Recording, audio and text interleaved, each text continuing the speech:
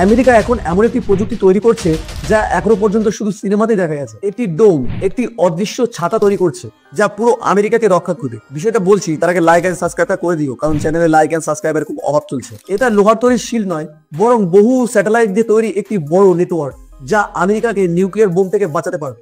এই সিস্টেমের নাম হলো গোল্ডেন ডোম। আগে একে আয়রন ডোম বলার পরিকল্পনা ছিল, কিন্তু পরে এর নাম বদলে গোল্ডেন ডোম রাখা হয়েছে। ব্যালিস্টিক মিসাইল, হাইপারসনিক মিসাইল, এমনকি নিউক্লিয়ার অস্ত্র সবকিছুকে থামানোর জন্য এই সিস্টেম তৈরি। এই সিস্টেম আকাশ থেকে, সমুদ্র থেকে, স্যাটেলাইট থেকে এবং মার্কিন ঘাঁটি থেকে চারদিক থেকে আমেরিকার উপর নজরদারি রাখবে। কোনো মিসাইল আমেরিকার দিকে আসলে সেটাকে মাঝ আকাশে ধ্বংস করে দেবে।